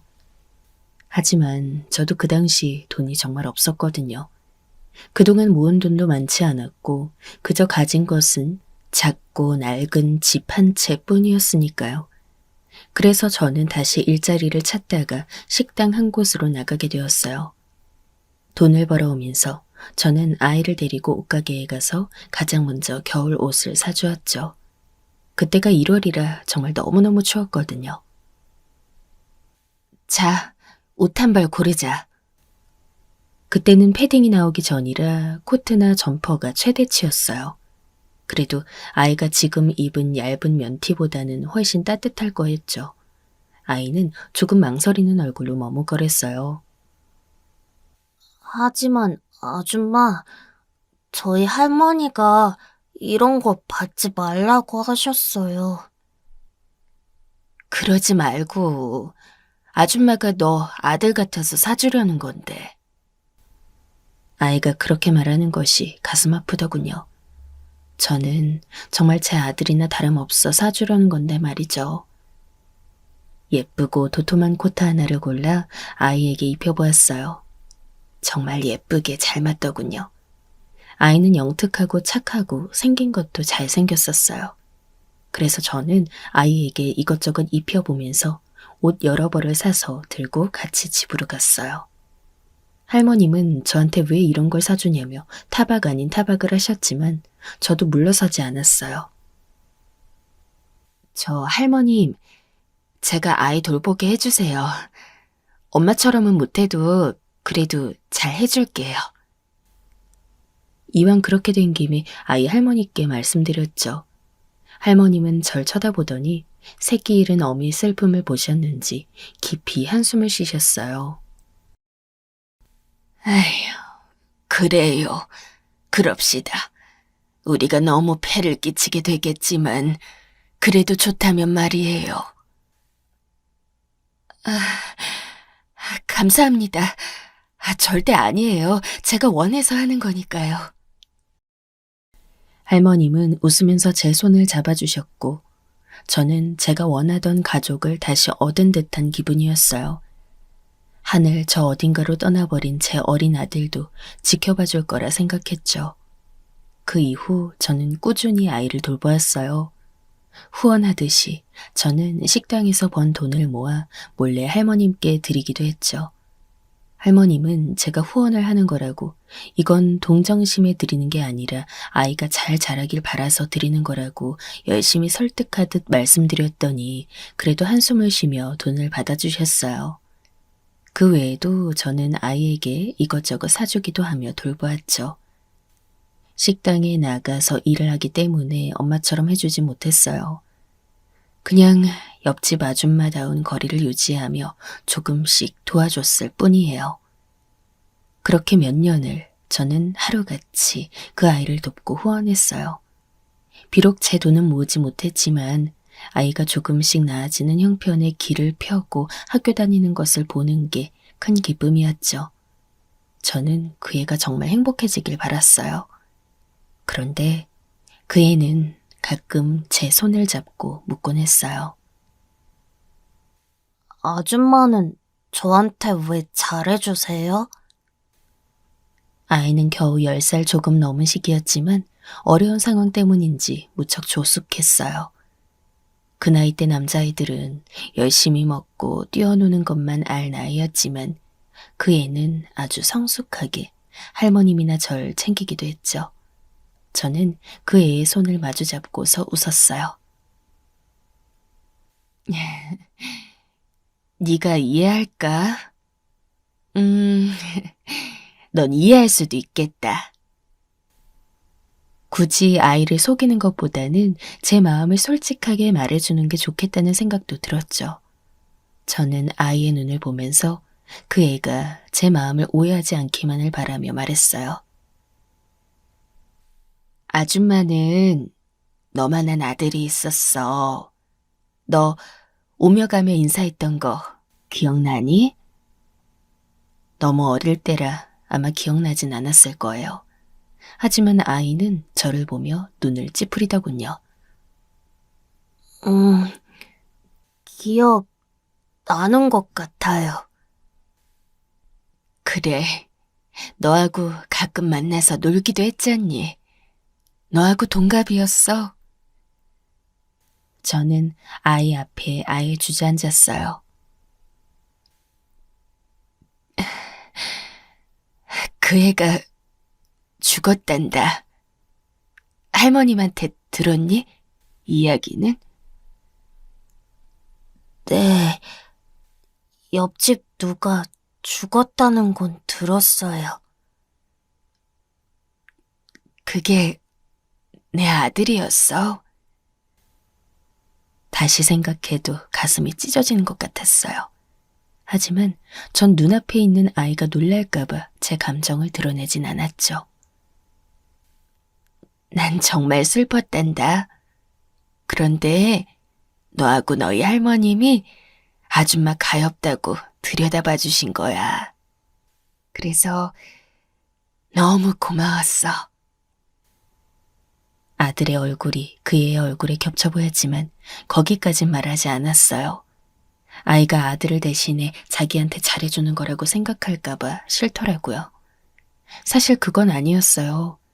처음엔 분명 아들 대신이란 마음이 있었지만 시간이 지나면서 이 애 자체가 사랑스러웠거든요. 잘 되었으면 했고 잘 자랐으면 했어요. 아이는 저를 한참이나 바라보다가 손을 꼬물거리며 말했어요. 저한테도 엄마가 있었다면 아줌마처럼 잘해줬을까요? 조숙한 아이답지 않게 그 말만은 너무 자신감도 없고 작은 목소리였죠. 저는 그게 너무 가슴 아팠어요. 그래서 아이의 손을 잡고 그 손등을 비벼주었죠. 괜찮아. 곧 너희 부모님 만날 거야. 그리고 엄마는 아줌마의 비할 바 아니게 잘해주시겠지. 그럴까요? 그럼 당연하지. 그 전까지만 아줌마가 널 보살펴줄게. 그의 부모님은 아이를 낳아놓고서 돈을 벌겠다면서 아이를 할머니에게 버리다시피 하고 사라졌어요. 하지만 죽거나 한 건 아니었기 때문에 당연히 언제 돌아올지 알 수 없는 거였죠. 저는 이 아이와 할머님으로 인해 외로움이 많이 사라져서 가능한 오래도록 그들과 같이 지냈으면 싶었어요. 비록 옆집이어도 마치 가족이 다시 생긴 것 같았거든요. 하지만 제 인생이 그렇게 쉽게 풀릴 리 없었죠. 그 애가 초등학교를 거의 마칠 쯤 그의 부모님이 찾아왔어요. 이제 어느 정도 살 수 있게 되었다면서 할머님과 아이를 모두 데리러 온 거였죠. 아줌마도 같이 가면 안 돼요? 하지만 그간 정이 든 아이가 내뱉은 말은 정말 예상 외였어요. 설마 저한테 그렇게까지 정이 들었을 거라고는 상상하지 못했거든요. 그의 부모님은 제가 아이를 돌봐준 것에 대해 너무 고마워하며 저에게 돈을 주려 했지만 제가 거절했어요. 그래도 이제 그 애가 정상적인 가정에서 클 수 있다는 게 너무 기뻤어요. 초등학교 졸업이 다가왔다지만 너무 어린애잖아요. 할머님이 오시더니 그동안 따로 후원해드린 돈을 애들 부모님한테 말해서 돌려주겠다며 그동안 고마웠다고 우시더군요. 그동안 아주머니 덕분에 너무 도움을 많이 받았어요. 아니에요, 할머님. 제가 훨씬 많이 도움을 받았죠. 정말이에요. 우리가 뭘 했다고. 네. 그저 곁에 있어 주신 것만 해도 큰 도움이었어요. 저는 진심을 담아 말했어요. 사실이었거든요. 그래서 옆집 분들은 그대로 이사를 갔어요. 아이는 어렸고 할머님은 연세가 있으셨기에 연락처를 드리긴 했지만 다시 연락이 오가리라는 기대는 하지 않았죠. 그러고서 혼자 집에 오니 너무 쓸쓸하더군요. 항상 일을 하고 돌아오면 기다리고 있던 아이와 할머님이 없었으니까요. 마치 또 한 번 가족에게 버림받은 듯한 기분이 들었어요. 저와 피 한 방울 섞이지 않은 사람들이었는데도 그들이 떠났다고 생각하니 가슴이 너무 아팠거든요. 하지만 그래도 삶을 살게 되었죠. 저는 혼자 살면서 제 가족을 만들어 보고 싶어서 애를 썼어요. 어떻게든 재혼해보려 애썼지만 쉽지 않았고 도리어 상처만 입었었죠. 아이 잃고 이혼한 여자한테 다가오는 남자들은 거의 쓰레기더군요. 식당 이곳저곳을 전전하며 일하는 동안 돈을 열심히 모았어요. 나중에 재혼한다면 살림 미천으로 삼을 생각이었죠. 하지만 적당한 사람을 만날 수 없어 정말 고민이 많았는데 세월이 10년도 넘게 지난 후에 남자 한 명을 만났어요. 그 남자는 그래도 성실한 사람이었어요. 제가 일하는 식당에 채소를 배달해주는 사람이었는데 나이도 저와 비슷했고 언제나 열심히 일해서 제가 눈여겨보게 되었죠. 그래서 결국 눈이 맞고 결혼도 생각하면서 동거를 하게 되었어요. 나중에 이 남자도 만만치 않은 쓰레기라는 사실을 알게 되었죠. 그 남자는 저한테 잘하는 척하면서 뒤로는 제 돈을 빼돌릴 꼬시를 만들었어요. 하루는 저하고 마주 앉아 그러더군요.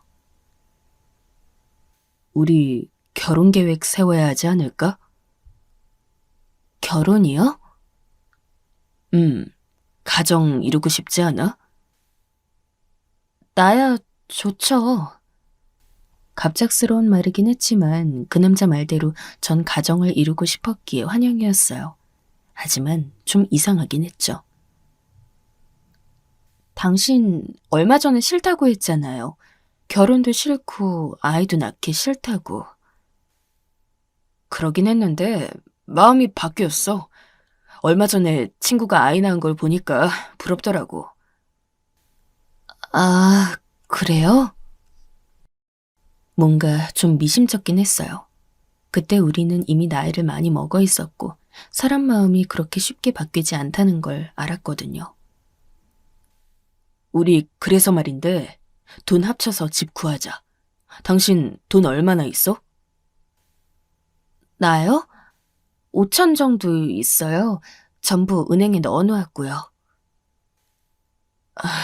그거밖에 없어? 저런. 남자는 어딘가 실망스럽다는 투로 말했어요. 저는 제가 너무 돈을 못 모았나 싶어서 약간 위축이 됐죠. 좀 이상하긴 했어도 남자가 결혼하자고 하면 거절할 생각은 없었거든요. 도리어 제가 거절당할까봐 무서운 것도 좀 있었죠. 그럼 일단 그거 가져와. 아니, 내가 은행에서 가져와서 돈 합쳐서 집을 좀 알아볼게. 예산이 있어야 일단 부동산에서도 집을 보여줄 테니까. 돈을 합쳐서요? 하지만 먼저 결혼 준비부터 해야 하지 않을까요? 이 나이에 결혼식 하고 싶어? 그러지 말고 그냥 혼인신고나 하고 살자. 그러고서 애 태어나면 그냥 법적인 가족으로 살 수 있잖아. 굳이 결혼식이 뭐가 필요해? 하긴 그렇죠. 남자의 말도 일리가 있었어요. 그래서 저는 일단 제 도장과 통장을 주었고 남자는 은행에 가서 돈을 전부 빼와서 자기 통장에 합쳤다고 알려주었어요. 어차피 결혼할 사람이니 크게 문제 있겠나 싶어 저는 남자가 혼인신고를 하자는 말에 가슴이 뛰었죠. 원래 결혼에 회의적이었던 사람이지만 그래도 마음을 바꿔먹었다니 천만다행이었어요.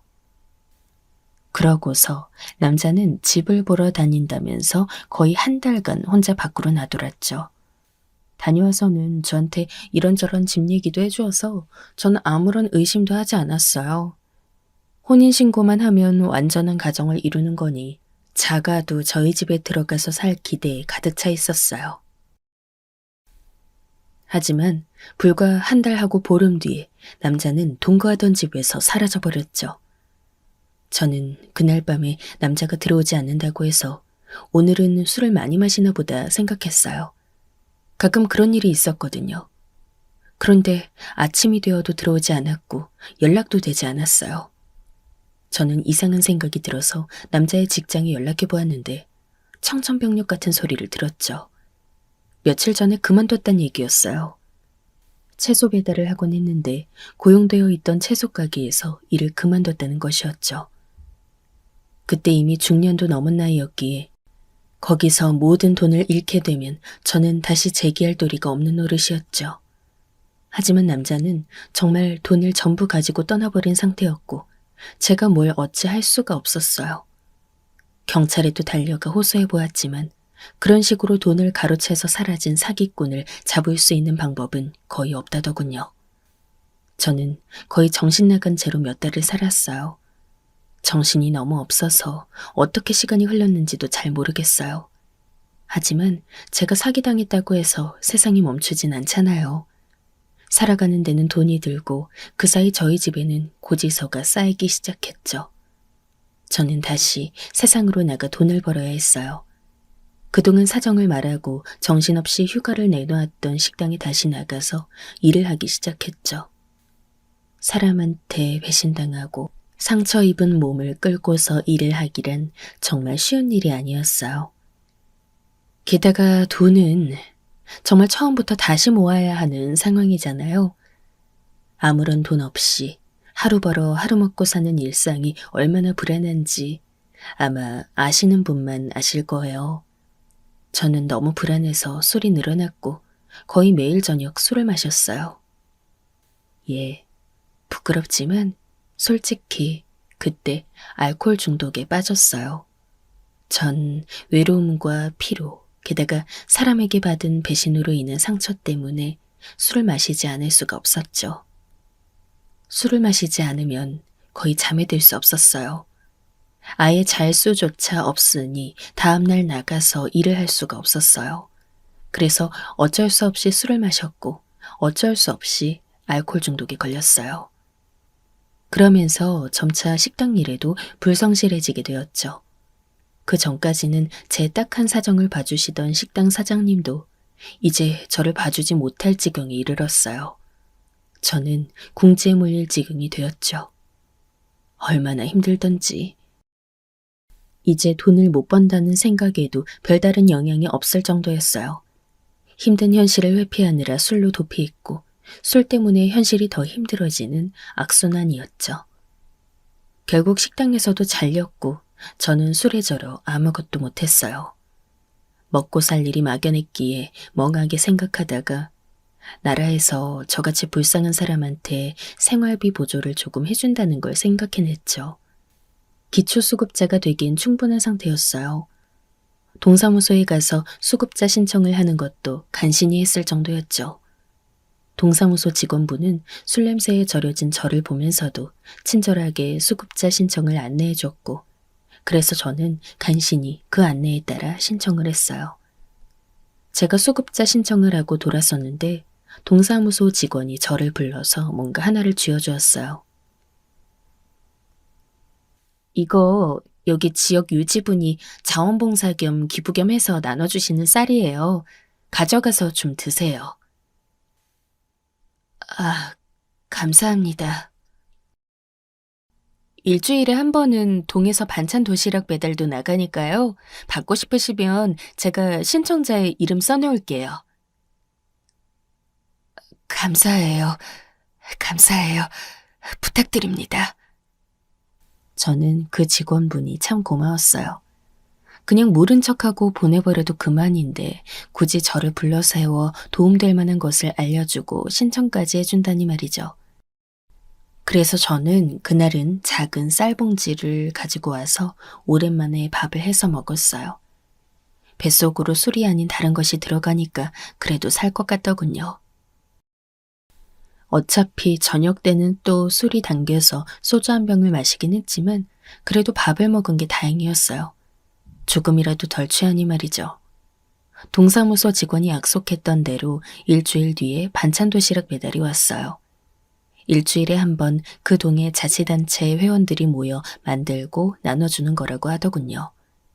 그래도 나름대로 혼자 열심히 살던 제가 이런 이웃들의 자비에 기대어 먹고 살아야 한다니 눈물이 났지만 오랜만에 멀쩡한 반찬을 받아 먹으니까 그런 생각들이 싹 잊혀지더군요. 그래서 저는 매주 오는 동사무소의 반찬을 기다렸어요. 아직 알코올 중독이 남아있어서 술을 끊으려고 노력하는 동시에 밥을 제대로 챙겨 먹으려고 노력도 했죠. 동사무소에서는 간혹 기부물품이 들어왔다면서 쌀이며 모며를 가져가라고 연락을 주기도 했어요. 전 그럴 때마다 감사하게 가서 물품을 받아오곤 했죠. 그날도 저한테 연락이 왔어요. 처음 저 수급자 신청을 받아주었던 동사무소 복지 담당 직원이었는데 빨리 와서 기부 물품을 가져가라고 하더군요. 지역 유지분 중 한 명이 동해에 넉넉한 쌀을 주셨다고 했어요. 그 말에 급하게 동사무소로 갔더니 직원분이 쌓여있던 쌀봉지 중 하나를 뺏어 주셨죠. 감사합니다, 매번. 제 일인데요, 뭐. 그래도 안 챙겨주는 사람들도 있잖아요.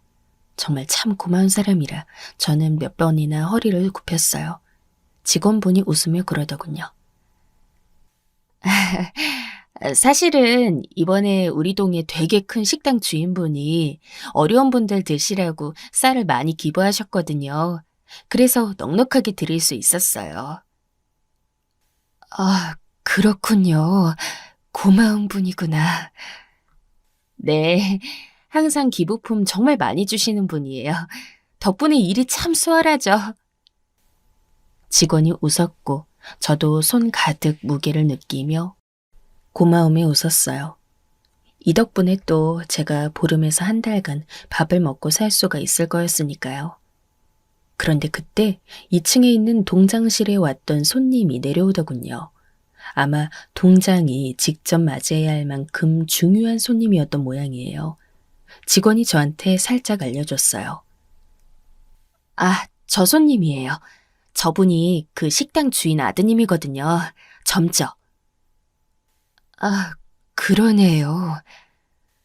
아마 그 식당 이어받으실 것 같더라고요. 워낙 크고 장사가 잘 되는 집이라 진짜 부자예요. 직원이 말하는 식당은 저도 아는 곳이었어요. 그 젊은 나이에 그런 가게를 이어받다니 참 부러운 인생이 아닐 수 없었죠. 그런데 저는 그 순간 식당이나 그런 것은 잊어버리고 그냥 그 젊은이를 쳐다봤어요. 내 아들이 살아있다면 저 나이겠구나 싶은 이상한 기분이 들더군요. 참 기묘했죠. 여태까지 술에 절어 살면서 어린 시절 죽어버린 아들의 기억은 가슴에 묻어버렸는데 그게 지금 기어나오다뇨. 저는 저도 모르게 멍하니 넋을 잃은 채 그 청년을 바라봤어요. 제 시선이 느껴졌는지 나오던 청년도 저를 쳐다봐서 시선이 마주쳤죠. 그런데 그 청년의 낯이 어딘가 익은 거예요. 그 청년 역시 저를 보고 이상한 것을 눈치챘는지 움찔하더군요. 그러더니 잠시 서 있다가 저한테 가까이 다가왔어요.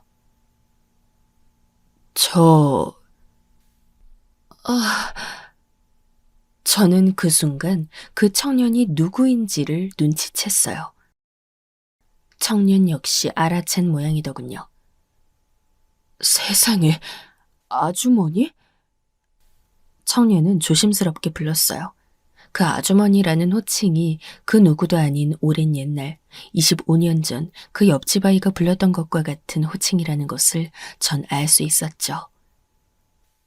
세상에, 너... 전 비틀거리면서 그 청년을 붙잡았어요.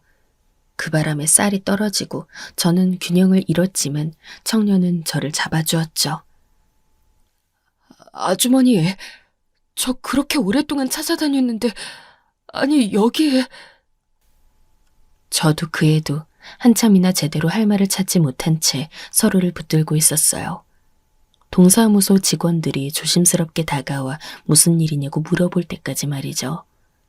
다른 이들이 지켜보는 가운데 청년은 잠자코 사정이 있다면서 저를 데리고 자기 식당으로 갔어요. 거기서 옆집에 그 부모님을 뵐 수 있었죠. 그 부모님은 식당이 잘 되어서 돈을 벌어 아이를 데리고 와서 여지껏 살았다고 했어요. 그러면서 절 붙들고 한참이나 고맙다고 연신 인사하셨죠. 그동안 아주머니께 감사 인사 드리려고 한참이나 찾아 헤맸는데 저희 안정되고 나서 계속 찾았는데 이미 떠나셨더라고요. 아유, 정말 이렇게 뵙게 될 줄이야. 그 애는 제 남루한 행색을 보고선 눈물을 지었어요. 저는 이런 꼴로 그의 앞에 나서게 된 것이 미안하여 그냥 계속 미안하다는 말만 했어요. 그 애는 저를 붙들어 앉혀놓고 식사 대접을 했고 우리는 회포를 풀었어요. 그 애의 부모님 역시 기쁘게 자리를 같이 해주셨죠.